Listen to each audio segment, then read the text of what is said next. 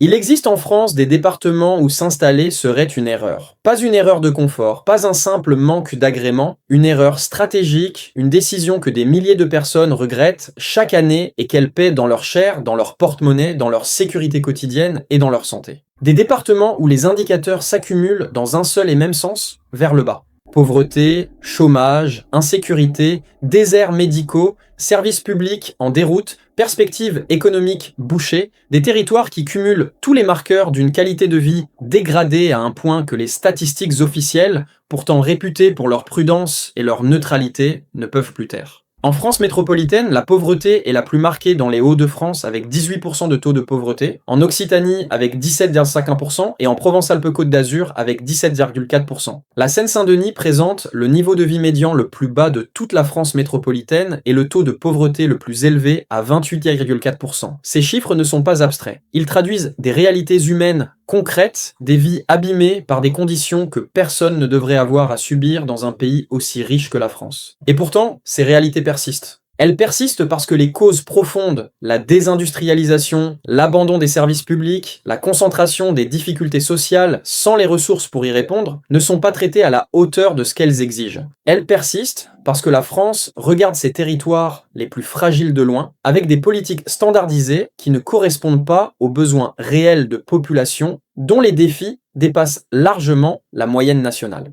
Dans cette vidéo, nous allons nommer les 10 départements à absolument fuir en 2026, pas pour accabler leurs habitants, qui en sont les premières victimes, mais parce que regarder la réalité en face est la seule façon honnête de comprendre ce qui se passe dans certains territoires français. Et peut-être d'éviter de faire une erreur que beaucoup ont payé cher. En 10e position, un département du nord de la France dont le nom est devenu synonyme d'un certain type de misère industrielle et où les indicateurs socio-économiques atteignent des niveaux qui devraient figurer dans chaque guide d'installation. Direction le Pas-de-Calais. Le Pas-de-Calais est un département qui porte dans son histoire même les germes de ses difficultés actuelles. Territoire minier, territoire sidérurgique, territoire d'une industrie lourde qui a façonné des générations entières d'ouvriers et de familles ouvrières, le Pas-de-Calais a vécu la désindustrialisation comme une catastrophe lente et inexorable, dont les effets continuent de se faire sentir 3 décennies après la fermeture des dernières mines et des derniers hauts fourneaux. Avec un niveau de vie médian de 19 350 € annuels, parmi les plus bas de France métropolitaine, le Pas-de-Calais affiche des indicateurs économiques qui disent de l'ampleur du décrochage. L'effondrement des bassins miniers et sidérurgiques a durement frappé ce territoire du Nord, laissant dans son sillage un lourd tribut de chômage et de précarité. Ce chômage n'est pas conjoncturel, il est structurel, ancré dans des territoires entiers qui n'ont pas trouvé de reconversion économique crédible après la disparition de leurs industries historiques. L'insécurité dans le Pas-de-Calais présente des niveaux particulièrement préoccupants, notamment dans ses principales agglomérations, Calais, Boulogne-sur-Mer, Laon et Nain-Beaumont. Le trafic de drogue s'est installé durablement dans des villes qui ont perdu leurs industries et leurs emplois sans trouver d'alternatives légales suffisantes pour les populations les plus fragilisées. Les violences aux personnes, les cambriolages et les vols avec violence atteignent des taux qui dépassent largement les moyennes nationales dans plusieurs zones du département. Les déserts médicaux y sont une réalité quotidienne et croissante. Des communes entières du Pas-de-Calais n'ont plus de médecins généralistes, des habitants qui doivent parcourir des dizaines de kilomètres pour un rendez-vous médical qui, parfois, ne se trouve qu'après des semaines d'attente. Pour une population vieillissante, souvent fragilisée par des décennies de travail physique intense dans les mines et les usines, cette désertification médicale n'est pas une gêne. C'est une menace réelle pour la santé et l'espérance de vie. Le Pas-de-Calais est un département qui a donné beaucoup à la France, et que la France a trop longtemps regardé de loin.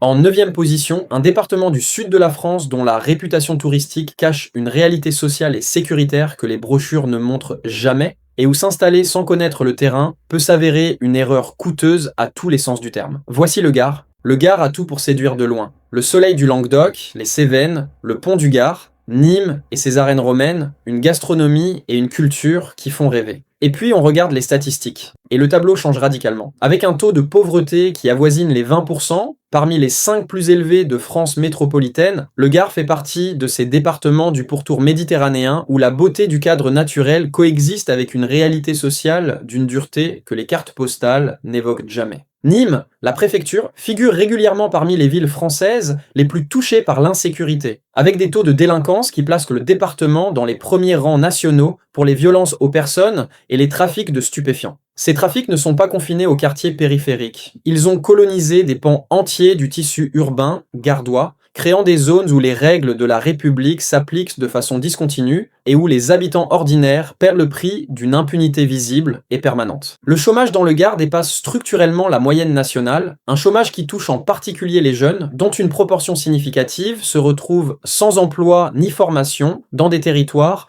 où les opportunités économiques sont insuffisantes. Cette jeunesse sans perspective est à la fois la première victime de la situation et, pour une partie d'entre elles, le carburant humain des économies parallèles qui prospèrent dans les zones les plus délaissées. La désertification médicale y est alarmante dans les zones rurales des Cévennes et du Gard rhodanien, où des cantons entiers n'ont plus de médecins de famille. Et les services publics, écoles, transports, services sociaux, fonctionnent avec des moyens qui ne correspondent pas à l'ampleur des besoins d'une population dont le niveau de pauvreté exige précisément des services publics de qualité supérieure à la moyenne. Dans le Gard, le paradoxe est cruel. Plus les besoins sont importants, moins les ressources semblent à la hauteur. En 8e position, un département du nord de la France dont la dégradation socio-économique a atteint des niveaux qui n'ont plus rien d'anecdotique, et où la combinaison pauvreté, insécurité et désertification des services publics crée un environnement quotidien que des centaines de milliers d'habitants subissent sans possibilité réelle d'en partir. Direction l'Aisne.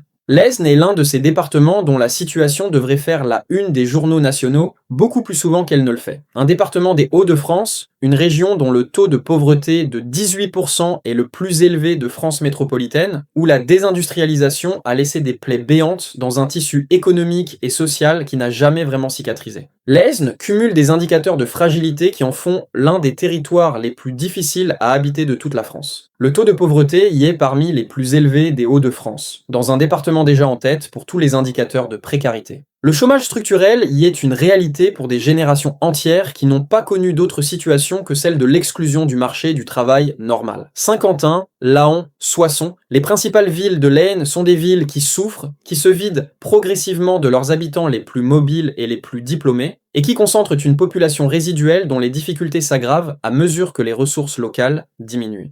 L'insécurité dans l'Aisne a connu une progression préoccupante ces dernières années, particulièrement dans ces zones urbaines et périurbaines où les trafics de drogue ont pris pied dans des territoires fragilisés par la pauvreté et le chômage. Les violences aux personnes y atteignent des niveaux qui dépassent les moyennes régionales, elles-mêmes déjà supérieures aux moyennes nationales.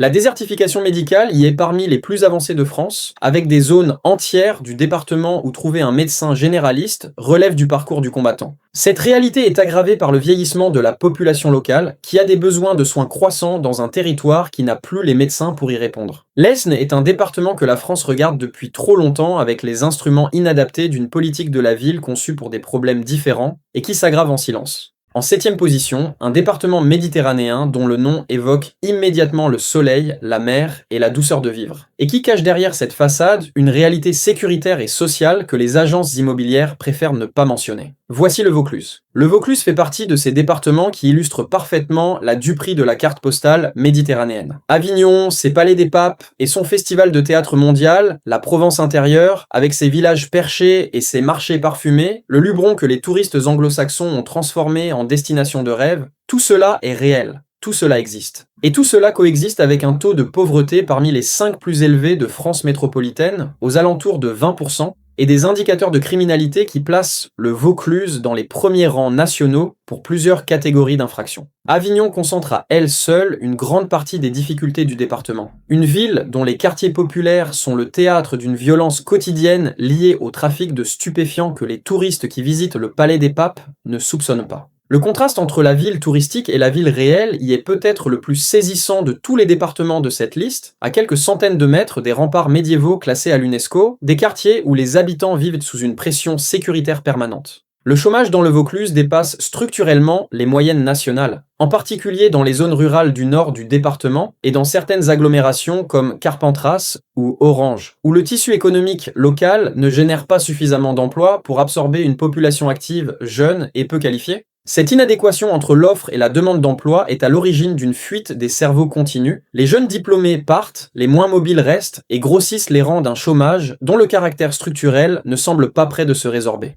Les déserts médicaux dans le Vaucluse rural sont une réalité alarmante. Des cantons entiers, du Luberon ou du Comtat venessin, où la densité médicale est insuffisante pour répondre aux besoins d'une population dont une part significative vit sous le seuil de pauvreté. Et les transports en commun, insuffisants, mal adaptés à la géographie dispersée du département, privent de mobilité des milliers d'habitants qui dépendent entièrement d'une voiture pour accéder aux emplois, aux soins et aux services. En 6e position, un département du sud de la France dont les chiffres de la pauvreté atteignent des niveaux records en France métropolitaine et où les difficultés sociales, économiques et sécuritaires se conjuguent dans une configuration qui n'a rien à envier aux situations les plus préoccupantes du pays. Direction les Pyrénées-Orientales. Les Pyrénées-Orientales sont le département méditerranéen qui cumule peut-être le plus de difficultés en France métropolitaine, un territoire où la beauté du cadre naturel, du littoral catalan au sommet pyrénéen, contraste violemment avec des indicateurs socio-économiques qui placent le département tout en bas des classements nationaux de qualité de vie. Avec un niveau de vie médian de 19 390 € annuels et un taux de pauvreté qui avoisine les 20%, les Pyrénées-Orientales maintiennent des Français dans une précarité que les images de Collioure ou de Canet-en-Roussillon ne laissent absolument pas deviner. Perpignan, la préfecture, concentre une grande partie des difficultés du département. Ville parmi les plus touchées par l'insécurité en France, elle affiche des taux de délinquance particulièrement préoccupants. Trafic de stupéfiants qui ont structuré une économie parallèle dans certains quartiers, violence aux personnes en hausse chronique, cambriolage et vols avec violence qui ont conduit des milliers d'habitants à modifier leurs habitudes quotidiennes pour éviter les situations à risque. La situation à Perpignan illustre un phénomène que l'on retrouve dans d'autres villes méditerranéennes, l'installation durable de réseaux criminels dans des territoires fragilisés par la pauvreté et le chômage, et la difficulté des forces de l'ordre à endiguer durablement des phénomènes qui ont des racines sociales et économiques profondes.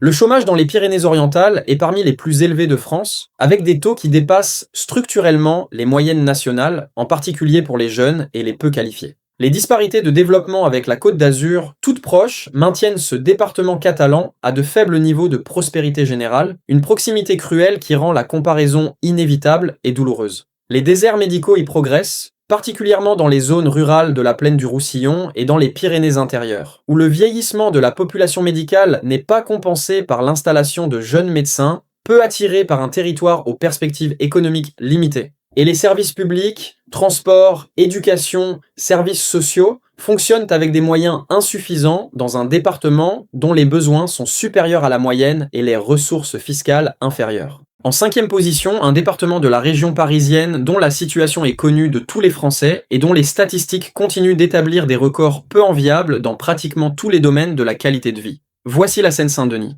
La Seine-Saint-Denis est le département le plus pauvre de France métropolitaine, et cette affirmation n'est pas une opinion, c'est un fait statistique établi et documenté par chaque édition des données officielles. Avec un taux de pauvreté de 28,4%, soit près du double de la moyenne nationale, et le niveau de vie médian le plus bas de toute la France métropolitaine à 17 740 € annuels, la Seine-Saint-Denis est dans une catégorie à part. Un département où plus d'un habitant sur 4 vit sous le seuil de pauvreté. Un département qui recense 444 000 personnes pauvres, deuxième département de France en nombre absolu de personnes précaires. Les statistiques d'insécurité en Seine-Saint-Denis sont les plus élevées de France métropolitaine, département qui affiche les taux de criminalité les plus importants selon les données officielles du ministère de l'Intérieur. Les violences aux personnes, les trafics de stupéfiants, les vols avec violence et les agressions dans les transports en commun atteignent des niveaux qui dépassent largement toutes les autres zones de France métropolitaine. Pour les habitants ordinaires qui n'ont pas les moyens de partir, cette réalité sécuritaire est une contrainte permanente qui structure leur vie quotidienne, les trajets qu'ils empruntent, les horaires qu'ils respectent, les endroits qu'ils évitent. La saturation des services publics en Seine-Saint-Denis est documentée, chronique et alarmante. Des hôpitaux qui fonctionnent en flux tendu permanent.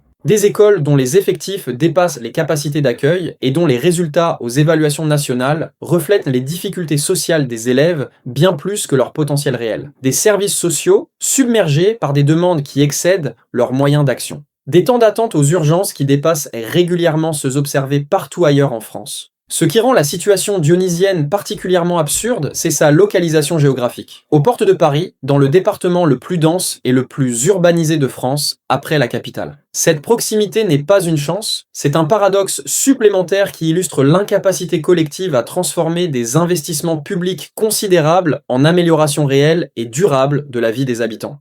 En quatrième position, un département du nord de la France qui bat des records dans les mauvaises catégories et dont la combinaison de pauvreté massive, de chômage structurel et d'insécurité croissante en fait l'un des endroits les plus difficiles où s'installer en France. Direction le nord. Le nord est le département qui compte le plus de personnes pauvres en France, 482 400 personnes vivant sous le seuil de pauvreté, selon les données de l'Observatoire des inégalités. Un chiffre qui dépasse même la Seine-Saint-Denis en valeur absolue et qui dit tout de l'ampleur des difficultés sociales que ce département affronte. Avec un taux de pauvreté de 19,5%, soit un habitant sur 5, le Nord est un territoire où la misère n'est pas un phénomène marginal, mais une réalité de masse qui touche des centaines de milliers de familles. Lille, la métropole régionale, concentre des difficultés sécuritaires qui la placent régulièrement parmi les villes françaises les plus touchées par la criminalité, avec 88,51 crimes et délits pour 1000 000 habitants, selon les dernières statistiques disponibles. Sa situation frontalière avec la Belgique et sa vocation de carrefour européen favorisent certaines formes de délinquance, notamment les trafics de drogue qui empruntent les routes du nord de l'Europe pour alimenter le marché français.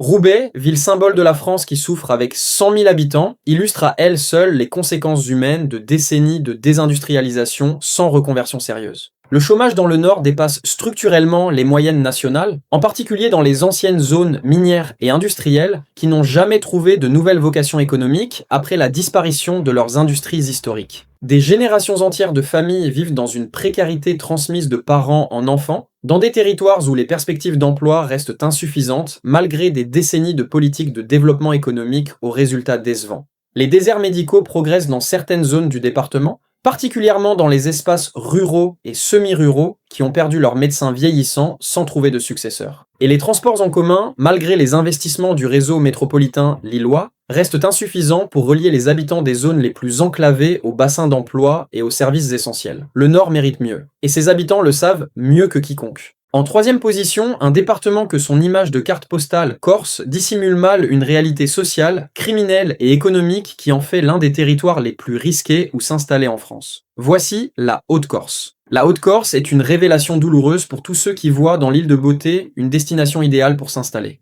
Parce que sous les paysages de maquis, les plages désertes et les villages perchés se cache une réalité économique et sociale qui place ce département dans les derniers rangs français de qualité de vie. Avec un niveau de vie médian de 19 530 € annuels et un taux de pauvreté qui avoisine les 20%, parmi les plus élevés de France métropolitaine, la Haute-Corse présente un fort contraste entre ses stations balnéaires prospères et une partie de l'intérieur beaucoup plus démunie. La criminalité en Haute-Corse est d'une nature particulière. Organisée, enracinée, dotée de codes et de structures qui défient depuis des décennies les tentatives de l'État de s'imposer comme seul détenteur du monopole de la violence légitime. Les règlements de compte entre clans, les attentats à l'explosif, les assassinats ciblés, la Corse affiche un taux d'homicide par habitant qui dépasse de très loin les moyennes nationales et qui traduit une culture de la violence et de la vengeance privée que les politiques pénales successives n'ont pas réussi à éradiquer durablement. Le chômage en Haute-Corse est structurellement élevé, avec une économie très concentrée sur le tourisme saisonnier, une économie qui crée des emplois précaires pendant quelques mois d'été et laisse une grande partie de la population active dans une situation d'inactivité ou d'emploi informel pendant le reste de l'année. Cette dépendance au tourisme saisonnier crée une fragilité économique fondamentale qui rend le département très vulnérable aux aléas climatiques, sanitaires et géopolitiques qui affectent les flux touristiques. Les services publics en Haute-Corse souffrent d'une sous-dotation chronique aggravée par les difficultés géographiques d'un territoire montagneux où la dispersion de la population rend la fourniture de services coûteuse et complexe. Les déserts médicaux dans l'intérieur de l'île sont parmi les plus graves de France, et ils touchent en particulier une population vieillissante dont les besoins de soins sont croissants dans un territoire qui n'a pas les médecins pour y répondre. En deuxième position, le département dont le seul nom suffit à déclencher une réaction dans l'esprit de millions de Français, et dont la situation en 2026 continue de justifier sa réputation, tout en révélant une profondeur de difficultés que les clichés médiatiques peinent à restituer pleinement. Cap sur les Bouches-du-Rhône. Les Bouches-du-Rhône sont le 3e département de France en nombre de personnes pauvres. 355 000 personnes précaires, selon les données de l'Observatoire des inégalités, est l'un des départements les plus dangereux du pays selon les statistiques officielles du ministère de l'Intérieur. Avec 133 340 crimes et délits enregistrés en 2024 pour une population de 269 811 habitants, soit un taux de 64,42 pour 1000, les Bouches-du-Rhône se classent au deuxième rang des départements les plus dangereux de France, derrière Paris. Marseille concentre l'essentiel de cette dangerosité. Une ville dont les quartiers nord sont le théâtre d'une violence liée au trafic de stupéfiants qui a fait des Bouches-du-Rhône le département français avec le plus d'homicides liés au narcotrafic. La criminalité est alimentée par les trafics de stupéfiants et les violences armées, surtout dans les quartiers nord où les règlements de compte sont un risque majeur pour les habitants. En dépit de la baisse de certains délits, le taux d'infraction grave y est plus élevé qu'ailleurs en France. Mais les Bouches-du-Rhône, c'est aussi un département à deux vitesses dont les inégalités internes sont parmi les plus criantes de France. D'un côté, Aix-en-Provence et ses habitants aisés, les communes du littoral ouest, certains quartiers de Marseille où l'on vit bien. De l'autre, les communes de l'étang de Berre, les villes de l'arrière-pays, les quartiers nord de Marseille, une France profondément précaire que les cartes postales de la Méditerranée effacent méthodiquement.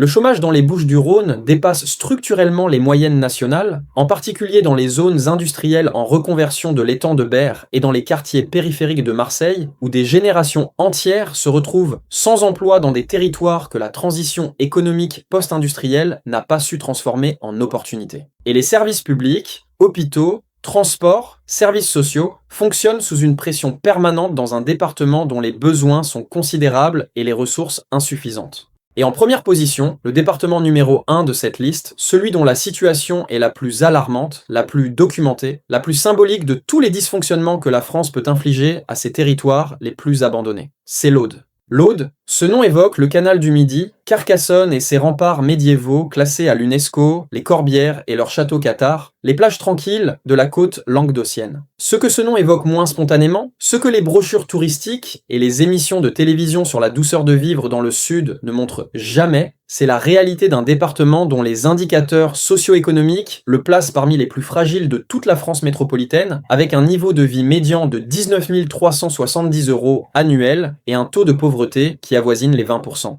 L'Aude est un département rural et viticole du Languedoc qui souffre d'un déficit d'attractivité économique persistant, poussant de nombreux jeunes qualifiés à l'exode. Ce phénomène d'exode des jeunes diplômés n'est pas un phénomène passager. C'est une hémorragie continue qui prive le territoire de ses forces vives les plus dynamiques et les plus susceptibles de créer les activités économiques dont il a besoin. Il ne reste que ceux qui ne peuvent pas partir. Et cette sélection par défaut aggrave encore les indicateurs socio-économiques dans un cercle vicieux, difficile à briser. L'insécurité dans l'Aude a connu une progression spectaculaire ces dernières années, en particulier à Carcassonne et dans les communes industrielles de la plaine auditoise. Le Rassemblement national a remporté la mairie de Carcassonne au municipal de 2026. Une victoire qui dit quelque chose de l'état du territoire et de la profondeur du malaise social que les partis traditionnels n'ont pas su adresser. Les trafics de drogue se sont implantés dans des villes qui n'avaient pas les ressources institutionnelles pour y résister, et ils ont produit une violence qui s'est greffée sur une pauvreté préexistante pour créer un environnement que les habitants ordinaires décrivent comme profondément dégradé.